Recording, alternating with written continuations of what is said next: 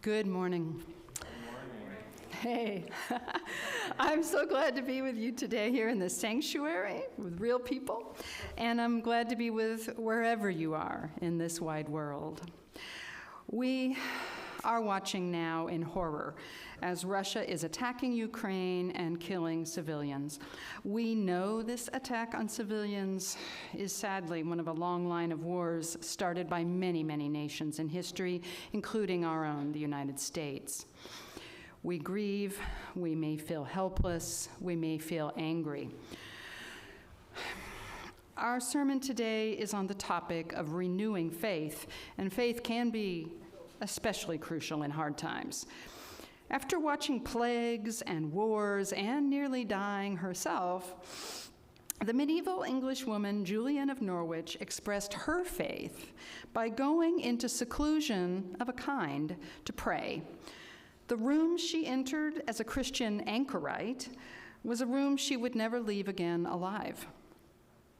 How amazing that this seclusion of faith allowed her to write the lasting words, "All will be well, and all manner of thing will be well."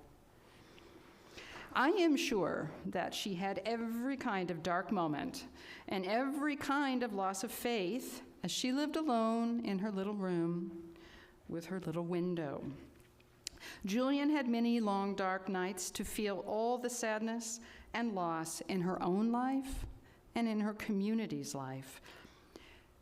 Julian of Norwich had visions, things only she could see, and they gave her faith.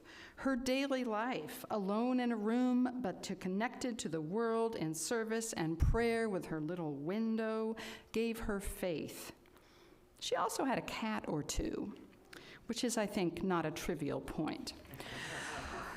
Julian insisted that her faith would not keep her from feeling troubled. It would not keep her from feeling distressed, but it would keep her from feeling overcome. Let us take heart together today in grief and in faith.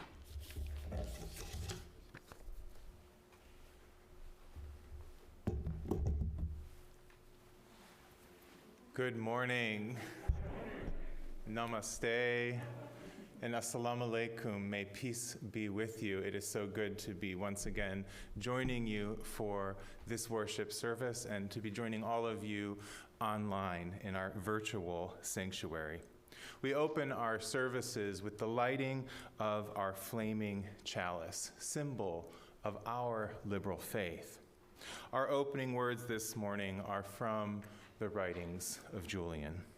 If you have a chalice at home, you're invited to light it at this time.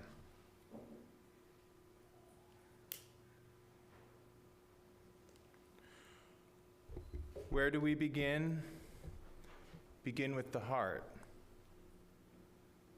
Our life is all grounded and rooted in love.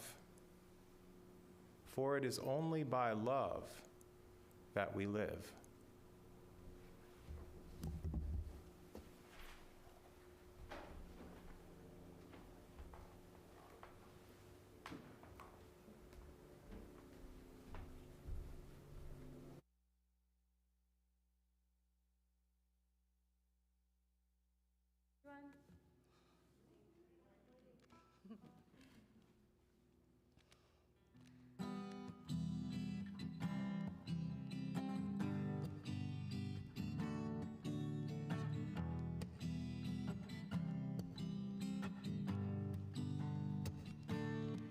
If you knew that you would die today and saw the face of God and love, would you change?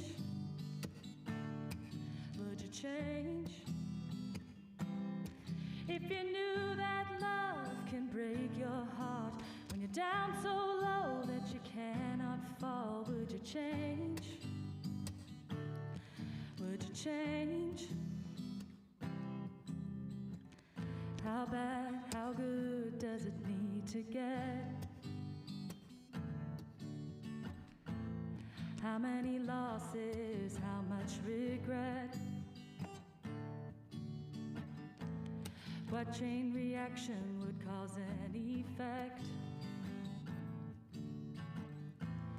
Makes you turn around, makes you try to explain, makes you forgive and forget, makes you change, makes a change,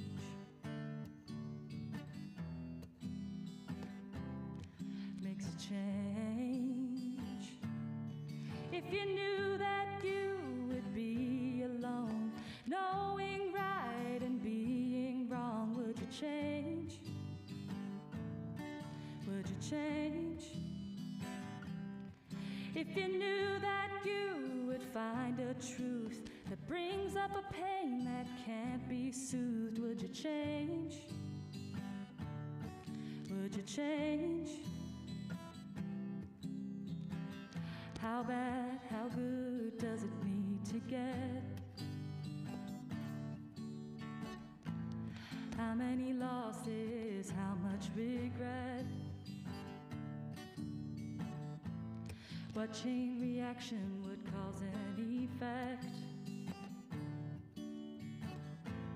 Makes you turn around, makes you try to explain, makes you forgive and forget, makes you change, makes a change. Are you so upright you can't be bent if it comes to blows? Are you sure you won't be crawling? If not for the good, why risk falling? Why risk falling? If everything you think you know makes your life unbearable, would you change? Would you change? If you've broken every rule and vow and hard times come to bring you down, would you change? Would you change? If you knew that you would die today, if you saw the face of God and love, would you change? Would you change? If you saw the face of God and love, would you change? Would you change? Would you change? Would you change?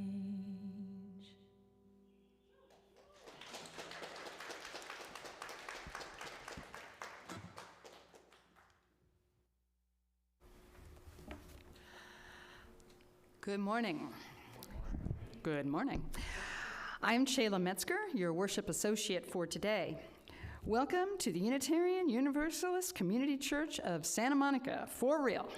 All of us are delighted you have come to connect here in Santa Monica itself, in the sanctuary, or in our online sanctuary. If you're new to our UU community, please know that while our building is still closed for large church services and events, we are now open for services and for small and medium-sized events. And there are many ways to learn more about us and to become involved. We offer programs to serve the needs of our congregation and to be of service to the larger world, including broad religious education and personal development for people of all ages. We also join with other social justice advocates in community activism that contributes to the justice and harmony of our world. Unitarian Universalism is not defined by creed or by dogma, but is guided by principles. And these affirm the worth and dignity of every person and encourage an individual search for truth and for meaning. We honor the wonder of existence, and we believe we are all connected to each other and to the interdependent web of life. Our beliefs are drawn from Scripture and from science, nature and philosophy, personal experience, and ancient traditions. We are an open, affirming, and welcoming congregation, diverse in backgrounds, identities, spiritualities, and philosophies of life. We are also a dedicated peace site. We are united in our desire to create an inclusive, beloved community, to live the principles of our faith, and to serve the wider world. An important step in that journey is our acknowledgement that our church and the homes of most of our members are on the traditional, ancestral, and unceded lands of the Tongva people who live here and who have cared for these lands for thousands of years. We recognize and we mourn the often deadly harm inflicted on the indigenous people of this country. We lift up their grace, their resilience, and their relationship with these sacred lands. For announcements, one piece of big news is that the Santa Monica Sanctuary is open again for service. Yay! Yes! We also can now host small to medium-sized events, so please reserve your space. We ask that you be vaccinated and have a mask on when you come to church, but reservations are not required to attend Sunday services. It is great to see people here and to share time together after the service in our courtyard. There's no coffee or food yet, but plenty of conversation. I want to announce that today, after the service, we have lunches for bunches in the courtyard outside. So participate in that if you can. Other announcements can be found on our website, where you can subscribe to our online newsletter. Please visit UUSM.org for more information. Thank you.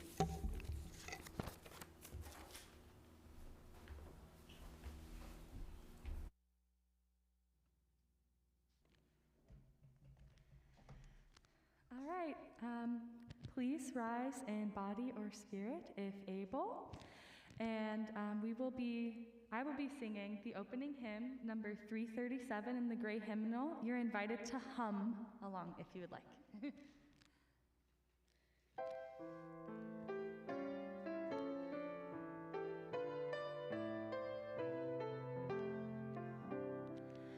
Have I not known the sky and sea, put on a look as hushed and still, as if some ancient prophecy drew close upon to be fulfilled?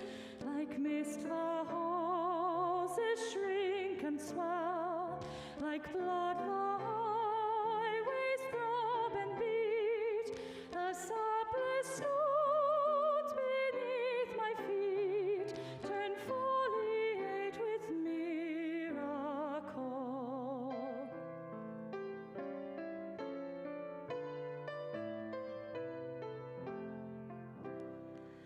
And life and death but one thing are, I have seen this wingless world, cursed with impermanence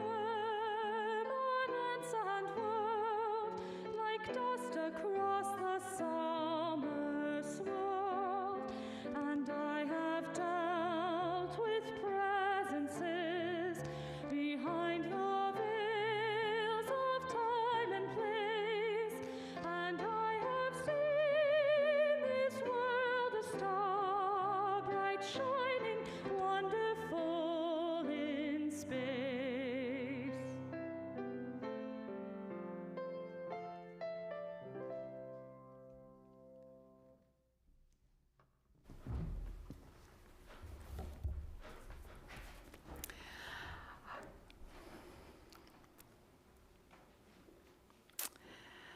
Love is the doctrine of this church. El amor es la enseñanza de esta iglesia. The quest for truth is its sacrament, and service is its prayer. Buscar la verdad es su sacramento, y el servicio es la oración. To dwell together in peace, to seek knowledge in freedom, vivir juntos en paz, buscar el conocimiento en la libertad, to serve humankind in fellowship, servir a la humanidad in comunión. Thus do we covenant with each other. Así es como convenimos unos a otros.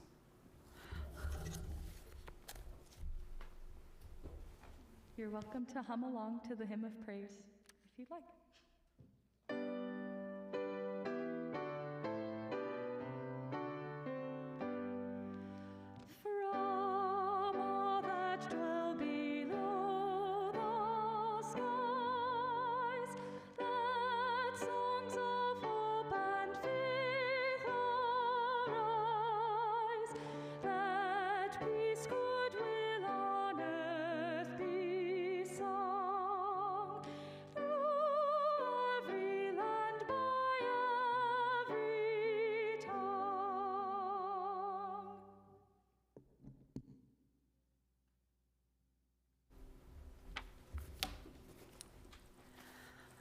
You know what time it is.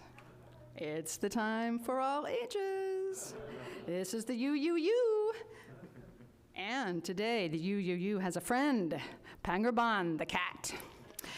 So, this story is called You Must Go Where I Cannot, and it is about a woman in a very small room with her cat and a song. Imagine you are a woman in the wet and green country of England. Your name is Julian. Imagine it is hundreds of years ago. In this time, so long ago, Julian is living alone in a small room with a small window.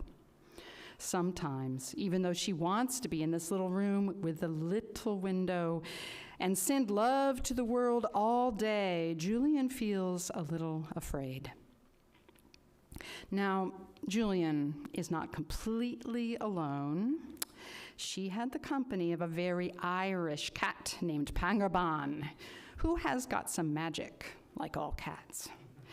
With the cat purring next to her, Julian got an idea.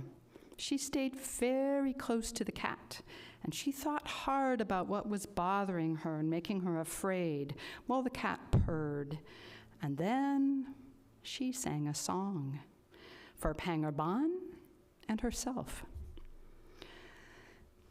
You must go where I cannot, Pangerban, Pangerban.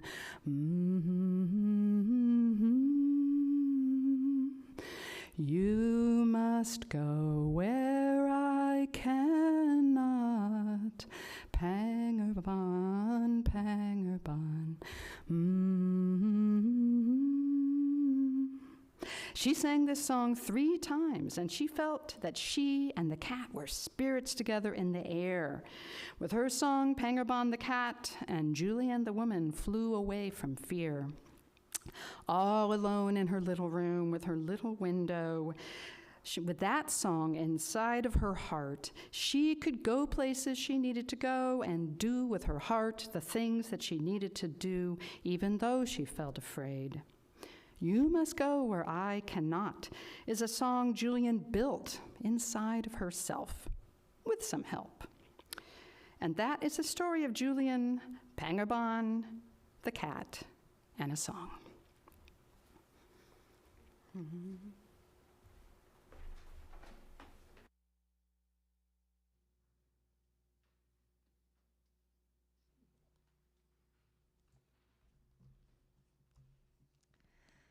The song of blessing today is 193 in the Gray Hymnal.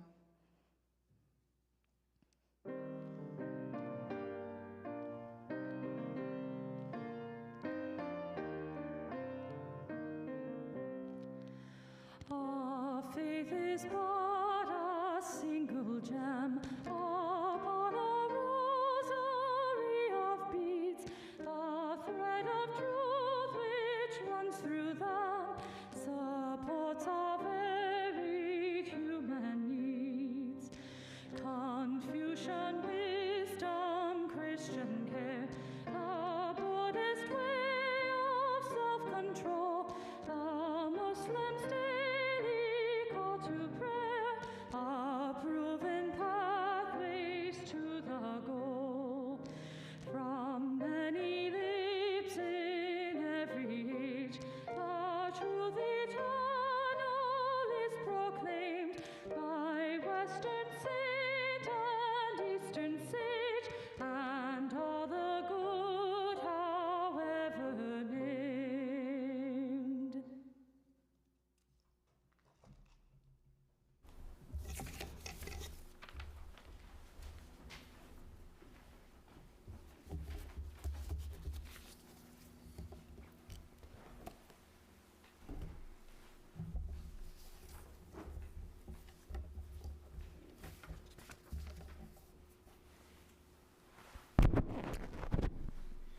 Let us enter into our time for mindful contemplation, prayer, and silent meditation.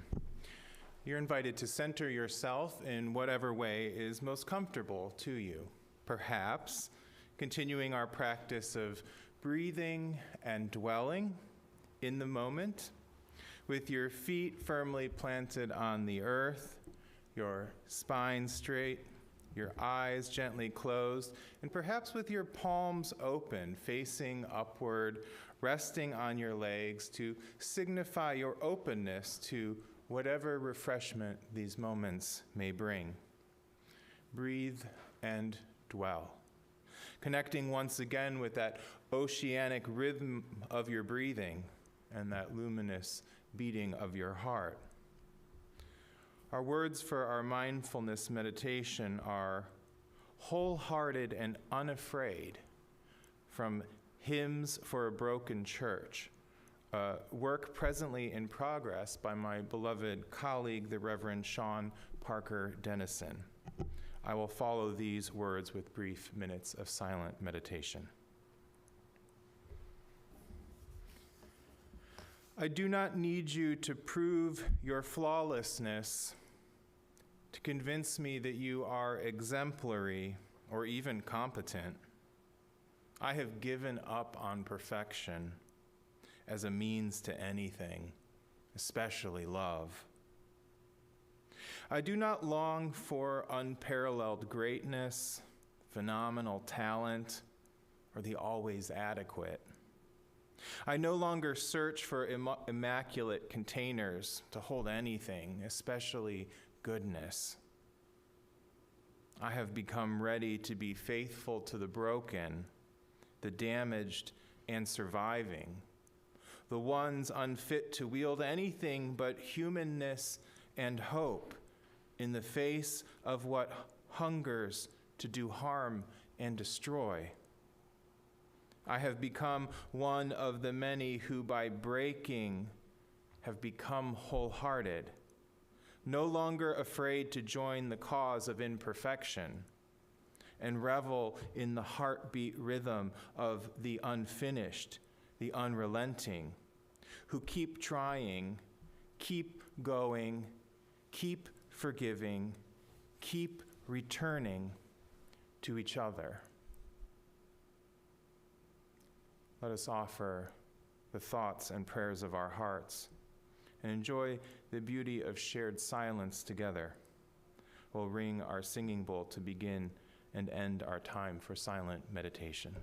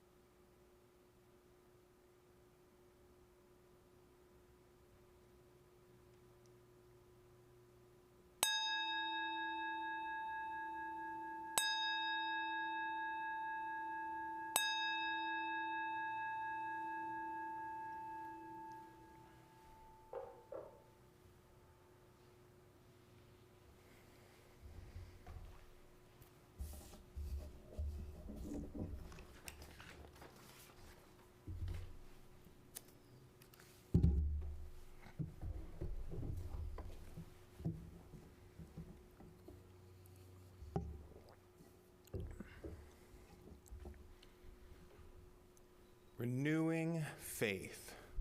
It's our congregational theme for the month.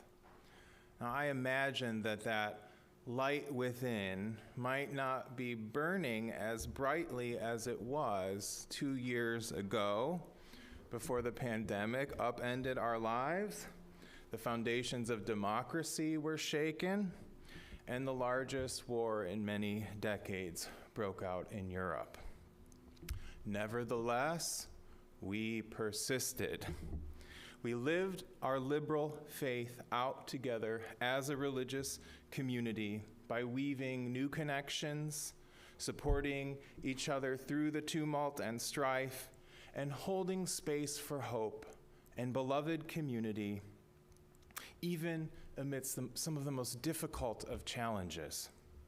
We held faith with each other, with our larger world, and with that spirit of life that still burns within each of us. This is what religious communities do. We live out our lives of faithfulness together. We know that we can be more resilient, more mindful, more compassionate, more impactful, and more transformative when we journey together on life's course. We offer weekly services, sitting and walking meditations, many classes and workshops, small group chalice circles, and other gatherings and activities as places for us to dive into beloved community, be nourished, be held, be renewed, and remember that we are part of something much larger than any of us. We know the unexpected will come knocking at our door, that challenges will appear uninvited. Tempests will ruin some of our sunny days. But no matter if they take the forms of plague or sedition or war, our faith in ourselves, in each other, in our humanity, in our divinity, and in our future can be renewed and ultimately triumphant. We are a people of liberal faith who place our trust in our open-hearted and open-minded approach to life, and in our hope for a brighter future for humanity with greater freedom, justice, and love for all. With the returning light of the quickly approaching springtime, let's rekindle and renew that flame of liberal faith within our beings, and offer something of its growing light to ourselves, to our neighbors, and to our world. Now, when we gather in beloved community, we're not gathering only with those present to us, those present in this sanctuary or online, but also with those for whom we prepare a place, the generations that will follow us, those who have come, and also those who have come before and taught us something of the paths we now follow. In our living tradition, we dream a hopeful dream for the future, and we keep the stories alive of those of liberal faith who came before to lay the foundations, walk the path, and create the space for our togetherness. As people of liberal faith, we remember the revolutionaries, the prophets, the dreamers, the dissenters, the conscientious objectors, and all those who help to open hearts and minds and aspire to possibilities beyond the limitations of religious orthodoxy, dogma, and tradition. We renew our faith by remembering those who have gone before and summoning them to return in our time with our words and our memories. Our liberal tradition is surrounded by a mighty cloud of witnesses, and we especially remember those who were left out of the dominant narratives of history and religion: women and transgender people, poor and queer people, people of color and indigenous people, those living with disabilities, free thinkers and rebels, and all those who were silenced or purposefully erased for being too different, too radical, too intelligent, too creative, or too extreme. Here in this sanctuary, we of liberal faith have gathered for nearly a century, and for centuries longer in other sanctuaries just like this, to uplift their voices, perspectives, experience, and wisdom. We gather to remember, to celebrate, and to listen. Julian of Norwich was a forerunner of our liberal tradition.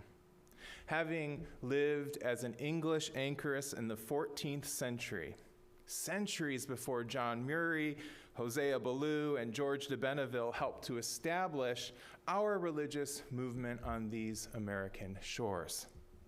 She lived well before even the Protestant Reformation in Europe and left for us the first known book written by a woman in the English language, The Revelations of Divine Love.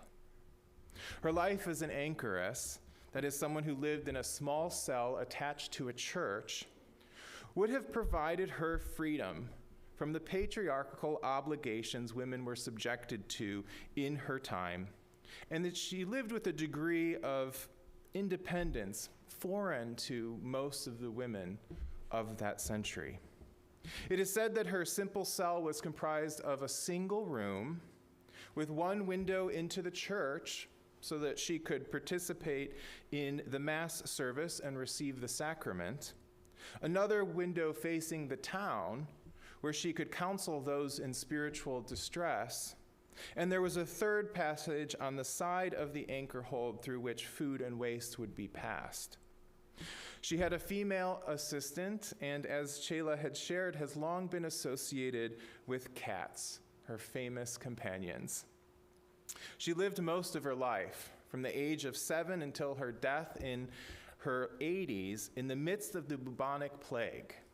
And she would have witnessed a third of the population of Norwich, then the second largest city in England, wiped out by the plague. In 1373, at the age of 30, while upon her deathbed, possibly infected herself, she experienced a series of 16 mystical visions, which she referred to as her showings, and was instructed to meditate upon the visions and write her book by the divine. She would spend the remaining decades of her life writing and rewriting her revelations of divine love, being assured by God that this was her life's purpose.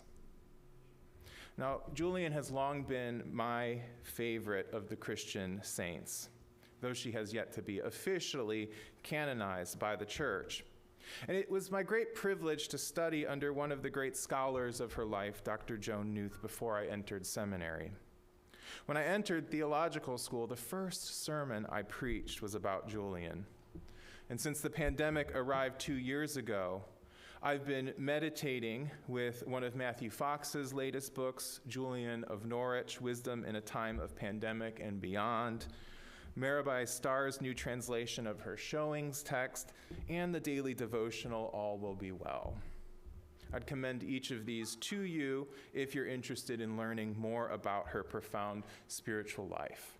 I'll also be referencing from these texts in today's sermon. I'm also wearing my Julian medallion from her contemporary order of monastics in the Episcopal Church. It was given to me when I first fell in love with her, and it's a reminder of the solace, inspiration, faith, hope, and love that I found in her life throughout my years of ministry. I was told that I was welcomed into the circle of Julian when I received it, and now whenever I serve a congregation, I tell everyone that I now welcome them into the circle of this great mystic, progressive theologian, author, feminist, and proto-Universalist. Now, I believe the true brilliance and transformative power of Julian's life and work have yet to be realized. She's a powerful balm to heal the many wounds caused by Christianity, and her revelations of divine love stand alone, in my opinion, in a text's importance to refreshing spiritual and devotional life for people of many faiths and traditions. Now, it's far beyond the capacities of one sermon to even scratch the surface of her revelations, but it is nevertheless important that we name and celebrate the luminous outpourings of a kindred spirit such as hers. Now, Julian lived in a world ravaged by the plague, and in a time when the church preached the corruption of nature and humanity, the subservient place of women, and the need for human beings to live in a continual fear of the punishments of their vengeful deity.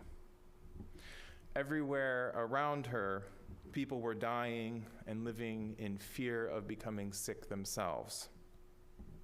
Sometimes we experience such darkness, she reflects, that we lose all of our energy. Julian, I think we have some sense of what you mean. Now, despite her tragically oppressive surroundings, Julian's visions of the divine inspired her to offer an alternative to this dreary and fear-filled worldview.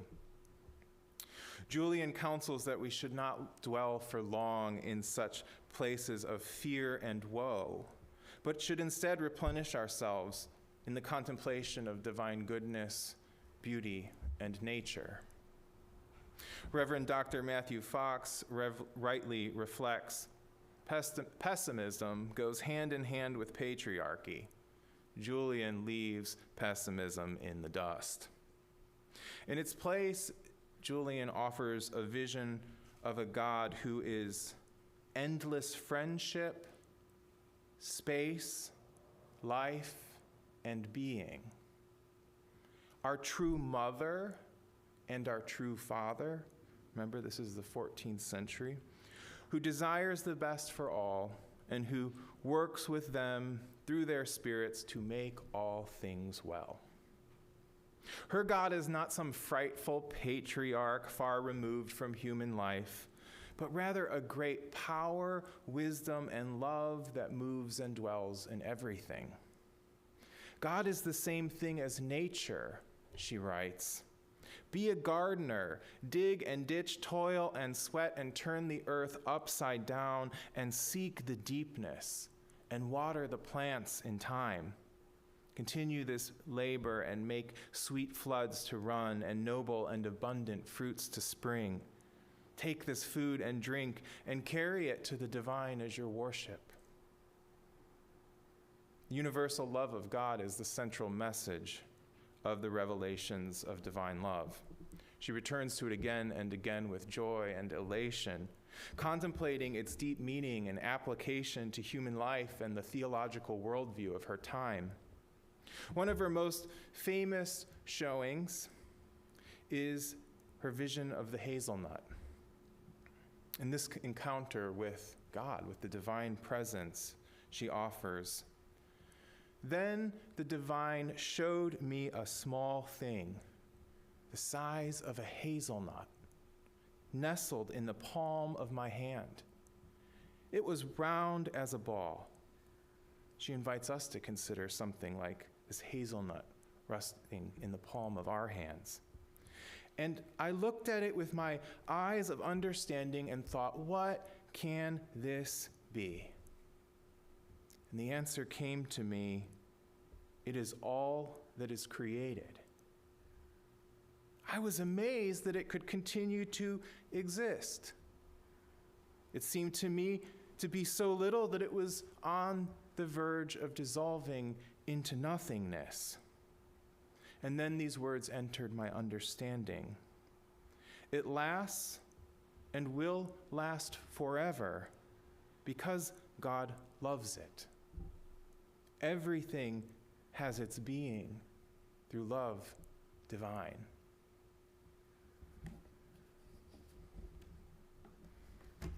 She continues, God is all that is good.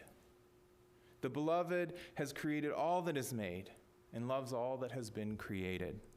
And so anyone who in loving God loves all their fellow creatures loves all that is. All those who are on the spiritual path contain the whole of creation and their Creator. That is because the divine is inside us And inside this divine oneness is everything. And so whoever loves the divine loves all that is. I sincerely pray that whoever needs to hear it will draw deep comfort from it. And so she had a personal prayer to God, and it's one of the most profound prayers I've ever encountered. She would pray, "O God of your goodness, give me yourself, for you are enough for me. There's nothing else for which I could ask that would be completely to your honor, for only in you do I have all." Now, Julian is considered a proto-Universalist because her visions and reflections continually leave one with the impression that this divine love eventually is going to save everyone. She's perhaps the best known for her reassurance that she received that all will be well. And this was given in the context of her contemplation of the possibility of universal salvation. She's frightened by such a possibility, though, because she knows that such an assertion would be condemned by the church of her time, and most of the churches of our time, present company excluded, and yet she is compelled not to ignore the possibility, for to do so would be to negate the revelations she felt that she was given for safekeeping. She writes, "I speak about those who will be saved because at the time of my vision of God, they did not show me anything about the rest of humanity. I tried to conform to the teachings of my faith tradition and not deviate from them. I would not have presumed to say or do anything contrary to the teachings of the church. There was not a single question or doubt raised for which our good Lord did not have a reassuring response. I have the power to make all things well, the Holy One said. I know how to make all things well, and I wish to make all things well. And then the divine said it again, I shall make all things well. See for yourself, every kind of thing shall be well." This insight struck me with awe, she writes. And I contemplated the teachings of our faith, trying to make sense of this thing that was bewildering me. One of the things our faith says is that many creatures will be damned. Some of these creatures are heathens and others are Christians who live unchristian lives. We are taught to believe that they will be isolated from God's love for all eternity. And so, how could it be that every kind of thing shall be well? In light of this teaching, it seemed impossible. The only answer I could find in any of my showings was when my beloved said, "What is impossible for you is not impossible for me. I will keep my word in all things, and I shall make all things well." And from that time the visions were shown, she concludes. I desired often to know what the divine's meaning was. And 15 years and more afterwards, I was answered in my understanding thus. Would you know your Holy One's meaning in this thing? Know it well. Love was the meaning. Who showed it to you? Love. What were you shown? Love. Why were you shown it? For love. So keep yourself therein, so that you will only know and understand more of the same. May we too find the renewal and hope that Julian discovered and offered to her world in her time. And may we find the divine in nature and in ourselves and in each other, and live through a love divine that is boundless goodness and joy. May it be so. Amen, and blessed be.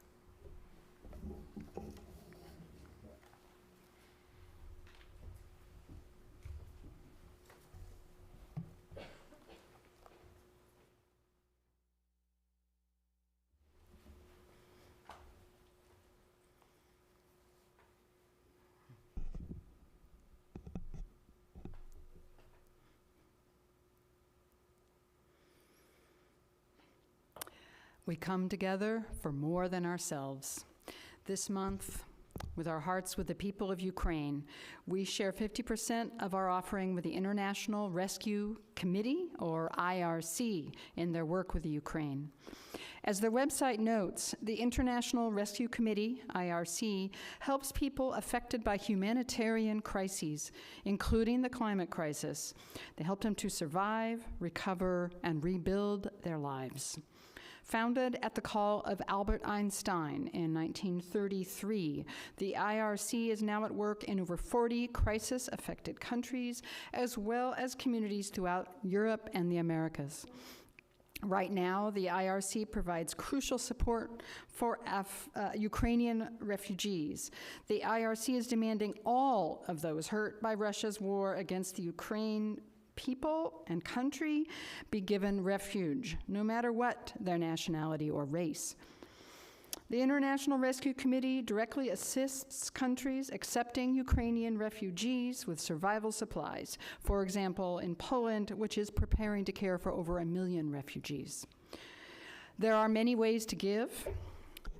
Through our website at UUSM.org by clicking the Make a Donation button, or by scanning the QR code that may be on your screen. If you're with us through your computer today, you can use your smartphone to scan that QR code.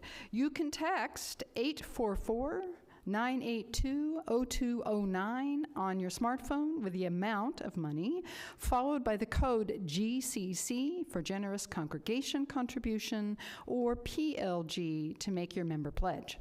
You can still absolutely make out a check to the church for any of these fundraising goals. And I want to thank everyone who helped with the Spirit Level grant and that helps with our technology. We have made the match on that, so thanks again. Your generous contributions support the work and communities we all hold dear. Thank you.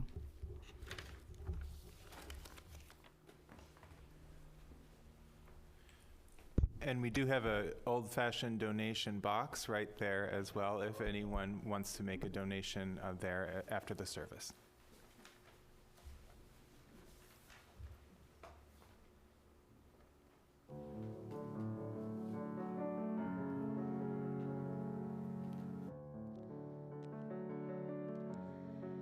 All shall be well, all shall be well, and all manner of things shall be well.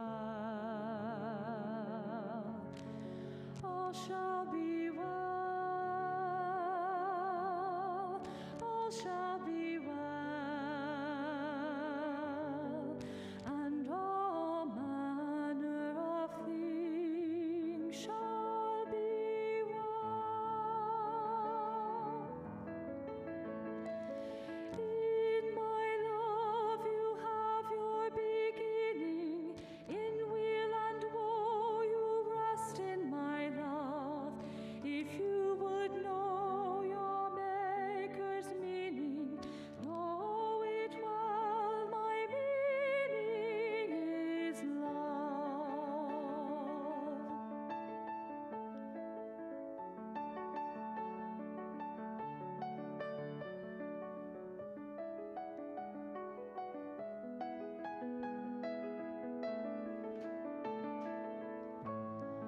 All shall be well, all shall be well, and all manner of things shall be well. All shall be well, all shall be well, and all manner of things shall be well. I did not say you will not be troubled. I did not say you will not be tried. I did not say you will not know sorrow.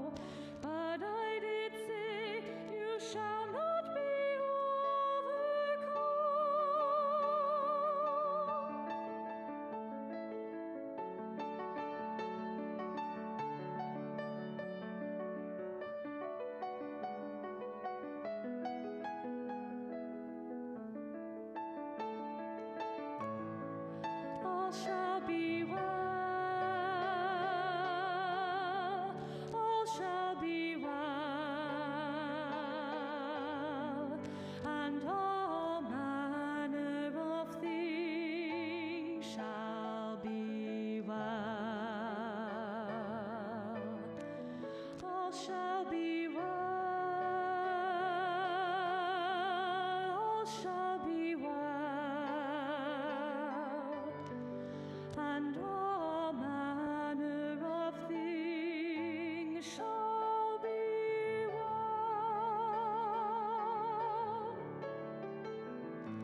Suddenly you will be taken out of your pain and out of your woe, and you will come up above, and you will be filled full of joy.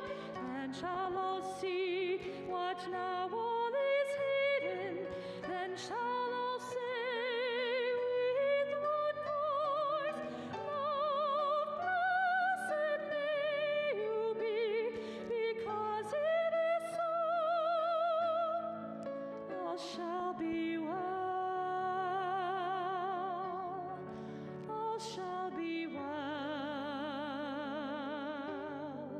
And all manner of things shall be well.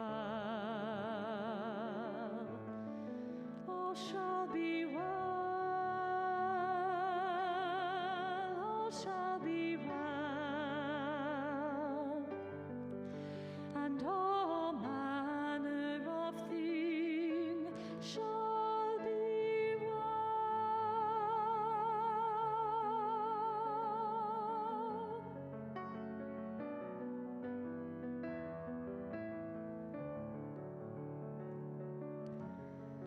All shall be well. All shall be well. All shall be well.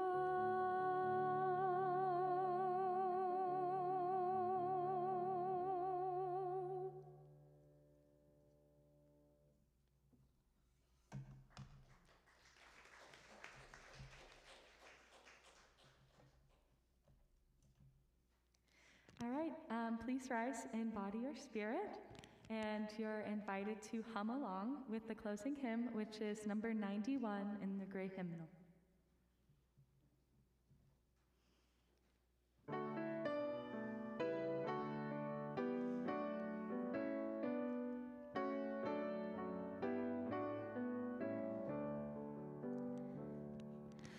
Mother of all in every age, in every clime adored, by saint, by poet, and by sage, your praises high have soared.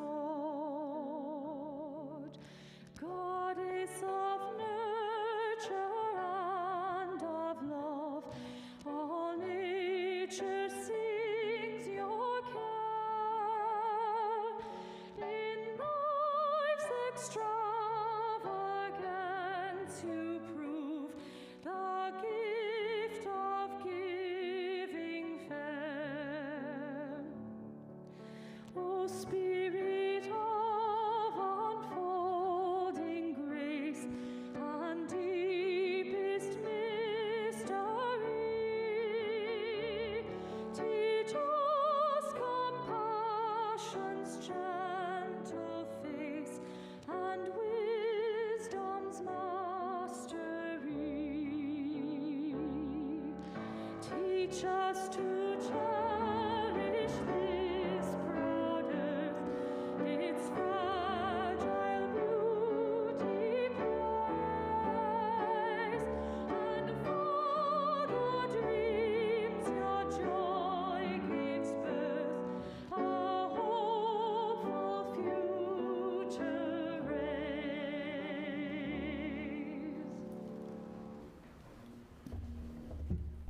May you go forth into this day in peace. May you hold fast to that which is good.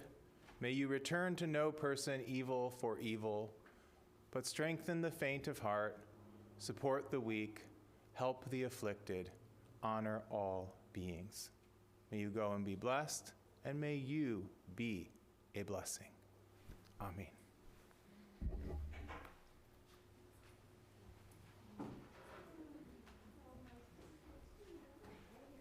And our practice is to invite everyone out to the courtyard following our postlude to be outdoors where it's a little bit safer.